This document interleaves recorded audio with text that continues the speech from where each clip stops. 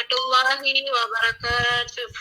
Waalaikumsalam warahmatullahi wabarakatuh. Apa kabar anak-anak ibu semua hari ini? Sehat, Bu.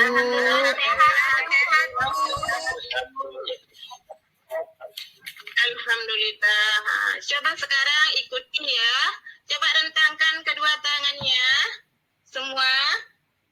Sudah, Bu. Sudah. Terus angkat ke atas. Sudah, Bu. Ke depan. Sudah, Bu. Kemudian lipat tangannya, duduk yang rapi ya. Baik, Bu. Sudah rapi semua. Nah, sebelum memulai pembelajaran kita hari ini, mari kita sama-sama berdoa terlebih dahulu. Coba siapa yang mau pimpin doanya? Nah, Aprianto, silakan pimpin doanya. Ya, Bu. Bismillahirrahmanirrahim. Bismillahirrahmanirrahim. Allahumma rzuqna Allahumma rzuqna ilman nafi'a ilman nafi'ah mubarakan dini wa dunya wal akhirah. fid dini wa dunya wal akhirah. Amin ya rabbal alamin. Alhamdulillah. Nah, sebelum kita melanjutkan materi kita hari ini, Ibu mau bertanya terlebih dahulu. Apa ada yang masih ingat materi kita sebelumnya? Iya, Bu. Apa materi kita sebelumnya? Niat salat jamak dan salat kasar. Ya, niat salat jamak dan salat kasar. Sebelum kita lanjut materi kita, Ibu absen terlebih dahulu ya. Ada yang tidak hadir hari ini? Hadir semua, Bu. Alhamdulillah saya hadir.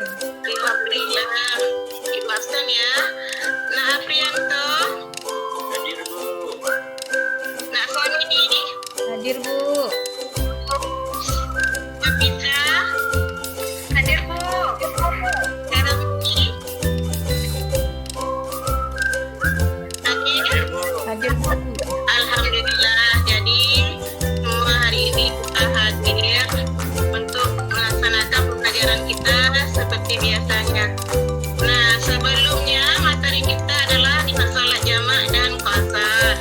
Nah, hari ini kita juga akan belajar tentang salat. Ada yang tahu anak ibu apa materi kita hari ini? Salat, Bu. Salat. Materi kita hari ini yaitu mudahnya salat bagi orang yang sakit. Ketentuan salat bagi orang yang sakit materi kita hari ini ya. Ya, Bu. Tujuan pembelajaran kita hari ini melalui diskusi dan menggali informasi, anak-anak ibu mampu menjelaskan ketentuan salat bagi orang yang sakit. Yang kedua, melalui diskusi, siswa mampu menyebutkan ketentuan salat bagi orang yang sakit. Yang ketiga, melalui diskusi dan menggali informasi, anak ibu mampu menjelaskan dalil salat bagi orang yang sakit. Dan selanjutnya, melalui diskusi dan menggali informasi, siswa mampu menegaskan rukhsah salat bagi orang yang sakit. Nah, tolong amati ya, anak ibu semua. Baik, Bu. Ya, Bu. Baik, Bu. Baik.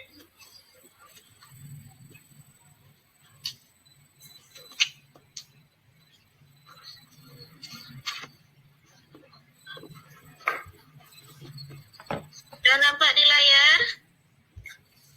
Belum, Bu. Sudah, Bu. Sudah nampak di Sudah, Bu. layar? Sudah, Bu. Sudah, Bu. Tolong amati. Ya, baik. Tolong amati gambar di bawah ini. Dan nampak ini gambar apa? Gambar Apa, orang Bu? sakit. Orang sakit. Ini orang salat, Bu. Orang sakit, Bu. Ya.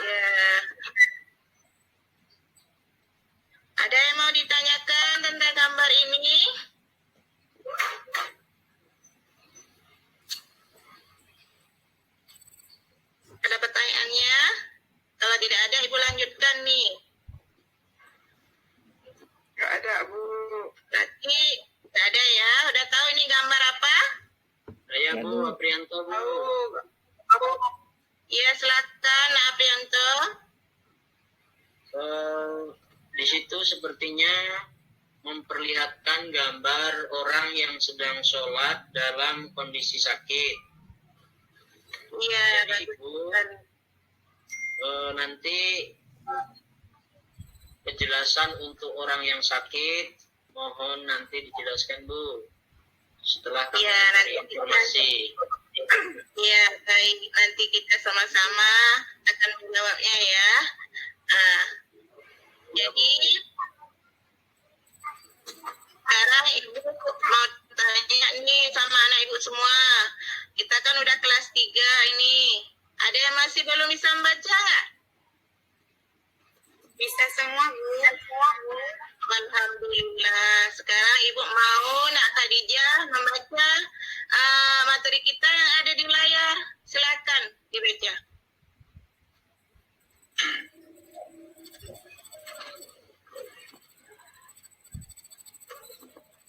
Mana Nak Khadijah? Saya aja Bu. Iya, boleh. Ketentuan salat bagi orang sakit.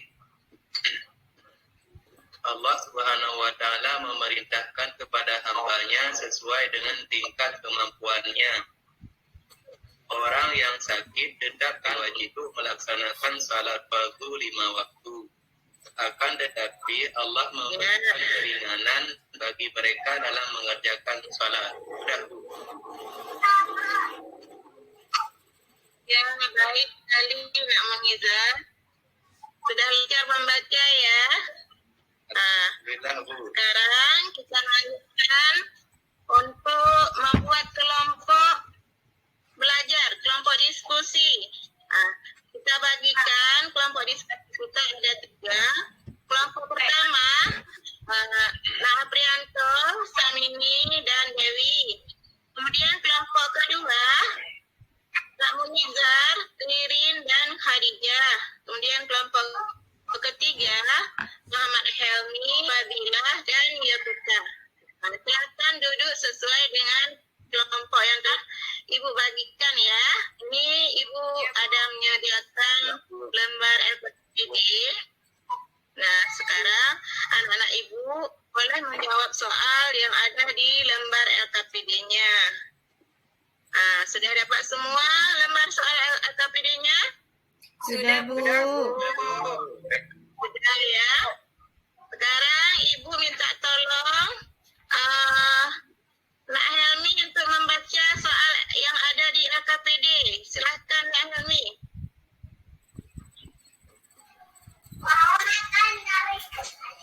Ya Bu, yang bacain depan nih ya Bu. Iya, tolong dibaca soal yang ada di LKPD. Baik Bu, siswa memperhatikan gambar di samping. Yang pertama, menurut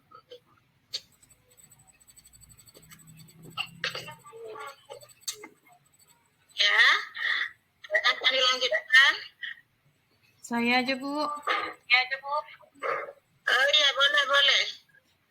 Soal LKPD 1. Menurut kelompokmu, bolehkah kita melaksanakan sholat seperti gambar di atas? Berikan alasan hasil diskusi kelompokmu. 2. Iya. Tulislah dalil tentang keringanan sholat bagi orang yang sakit. Ya. 3. Jelaskan pengertian rukhsah. 4. Tulislah analisis diskusi kelompokmu tentang ketentuan sholat bagi orang yang sakit. Nah, jadi anak-anak Ibu semua sudah tahu soal yang ada di lembar LKPD. Silakan sekarang mulai untuk mengerjakan tugas ya. Baik, Bu. Ya, Bu. Amati gambar yang ditunjukkan, kemudian lihat petunjuk soalnya. Semuanya harus aktif dalam diskusi kelompok. Tidak ada yang berbicara dan tidak ada yang mengganggu kawannya ya. Baik, Bu. Ya, Bu. Bagaimana? Sudah ada yang siap belum? Belum, Bu.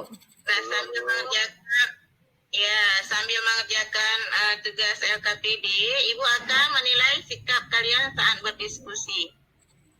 Nanti kalau sudah siap, salah satu dari anggota kelompok yang telah Ibu bagikan tadi, boleh maju ke depan untuk mempresentasikan hasil diskusi kalian. Bagaimana? Sudah siap? Belum, Bu. Insya Allah siap, Bu. Sudah, Bu. Oh, ya. Jadi kelompok yang pertama, tolong presentasikan ke depan. Siapa ketuanya? Samini ya. Baik, Bu. Jawaban Ya, LKPD dari kelompok 1. Iya, Soal yang pertama, bolehkah kita melaksanakan sholat seperti gambar di atas? Jawabannya boleh, Bu. Iya, Nah, alasannya. karena sholat fardu itu kan wajib. Jadi nggak boleh ditinggalkan. Kecuali kalau dia masih anak-anak atau hilang akal atau gila ya, Bu. Kemudian soal kedua, dalil tentang keringanan sholat bagi orang yang sakit. Itu ada dalam surat At-Taghabun ayat 16. Bismillahirrahmanirrahim. Fattaqullaha mastata'tum. Artinya, maka bertakwalah kamu kepada Allah semaksimal kemampuanmu. Kemudian soal yang ketiga, pengertian dari rukhsah. Rukhsah yaitu keringanan bagi umat Islam saat melaksanakan sholat dalam keadaan sakit.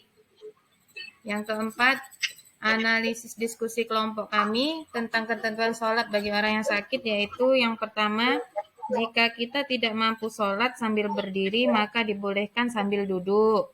Kemudian yang kedua, jika tidak mampu sambil duduk, maka boleh berbaring.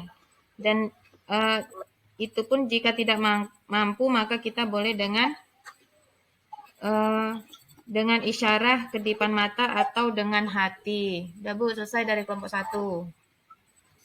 Iya, bagus sekali. Kita beri tepuk tangan untuk Samini yang sudah mempresentasikan hasil diskusi kelompoknya. Kemudian kelompok yang kedua, silakan tampil untuk mempresentasikan. Saya, Bu.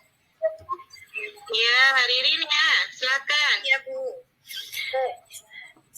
Nomor 1, menurut kelompokmu, bolehkah kita melaksanakan sholat seperti gambar di atas? Jawabannya boleh, Bu. Ya, alasannya? Karena Allah itu selalu memberi keringanan kepada hambanya. Jadi walaupun kita sakit, kita boleh sholat dalam keadaan berbaring, Bu. Iya. Soal nomor 2, tulislah dalil tentang keringanan sholat bagi orang yang sakit.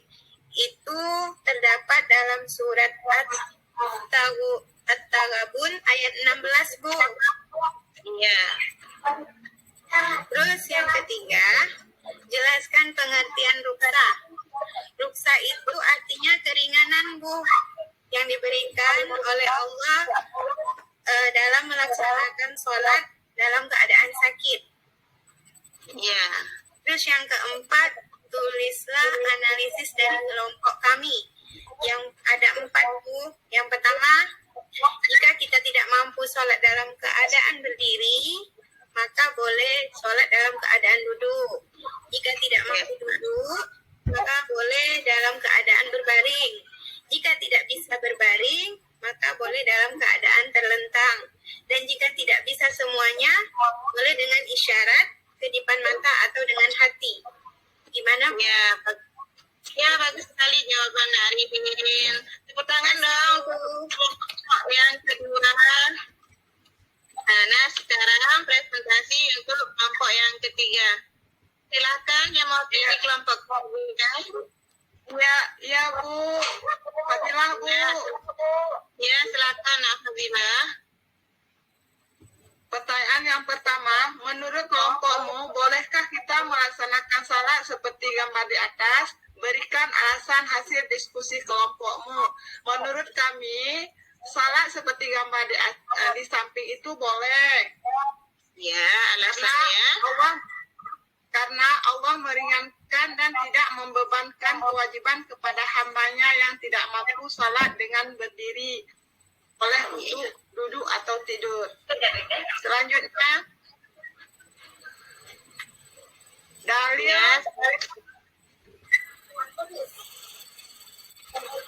dalil tentang salat dalam posisi duduk ada dalam Quran surat At-Takabut ayat 16. Kemudian nomor 3, ruknah adalah bentuk keringanan yang Allah berikan sesuai dengan batas kemampuan hambanya. Untuk nomor 4, tentuan salat bagi orang yang sakit. 1.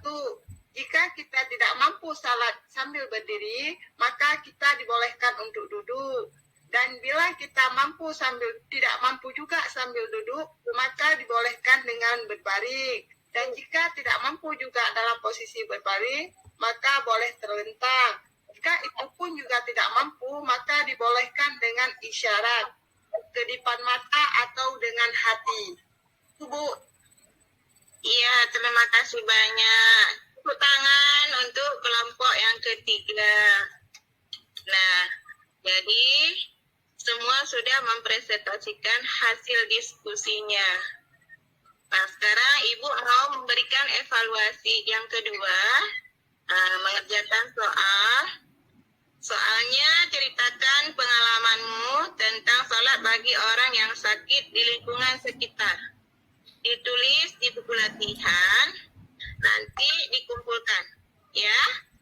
Iya, Bu. Ibu waktu 10 menit, ya? Silakan. Ya, Bu. Sekarang. Bagaimana? Sudah siap anak Ibu? Tugasnya? Sudah, Bu. Ya, Bu. Sudah, Bu. Ya, sudah. Kalau sudah dikumpulkan ya. Ya, Bu. Ya, Bu. Jadi, siapa yang mau menyimpulkan materi kita hari ini? Kami, Bu. Ya, silakan Nak Helmi. Baik. Untuk kesimpulannya, ketentuan sholat bagi orang sakit yaitu yang pertama, jika kita tidak mampu sholat sambil berdiri, maka diperbolehkan sambil duduk. Adapun kesimpulan yang kedua, jika tidak mampu sambil duduk, maka boleh berbaring. Yang seterusnya, jika tidak mampu berbaring, maka boleh bertelentang. Dan jika tidak mampu bertelentang, maka boleh dengan isyarat atau kedipan mata. Jika tidak mampu dengan kedipan mata, maka masih bisa dibolehkan dengan isyarat hati atau gerak hati. Itulah kesimpulan yang bisa kami lakukan. Ya, baik. Terima kasih banyak. Tepuk tangan untuk Nak Helmi. Nah, sekarang Ibu beri penguatan materinya ya. Tadi sudah dikatakan Nak Helmi, ketentuan salat bagi orang sakit. Yang pertama, jika kita tidak mampu salat sambil berdiri, maka diperbolehkan salat sambil duduk. Nah, yang kedua, jika kita tidak mampu salat sambil duduk, maka boleh berbaring. Nah, yang ketiga, jika itu pun tidak mampu, maka dibolehkan salat dengan terlentang. Yang keempat, jika itu pun tidak mampu, maka diperbolehkan juga dengan isyarat, kedipan mata, atau dengan hati. Kemudian, ruksah adalah keringanan dalam bentuk kasih sayang yang Allah berikan kepada hamba-Nya yang tidak mampu untuk salat sambil berdiri. Bagaimana firman Allah dalam surat At-Tawabun ayat 16, "Fattaqullaha mastata'tum," yang artinya, maka bertakwalah kamu kepada Allah semaksimal kemampuanmu. Nah, jadi materi kita hari ini sudah cukup sampai di sini. Ini ada Ibu sediakan lembar observasi untuk penilaian Ibu. Nanti dijawab tanpa menuliskan nama, kemudian dikumpulkan sama kakak kelas ya. Baik, Bu. Iya, Bu. Ya, Bu. Ya. Jadi materi kita cukup sampai di sini tentang ketentuan salat bagi orang yang sakit. Kemudian materi kita selanjutnya yaitu untuk pertemuan selanjutnya tata cara salat bagi orang yang sakit. Untuk mengakhiri perjumpaan kita hari ini, mari sama-sama kita membaca hamdalah. Alhamdulillahirabbil alamin. Ya, Ibu akhiri. Assalamualaikum warahmatullahi wabarakatuh. Waalaikumsalam warahmatullahi wabarakatuh. Wabarakatuh.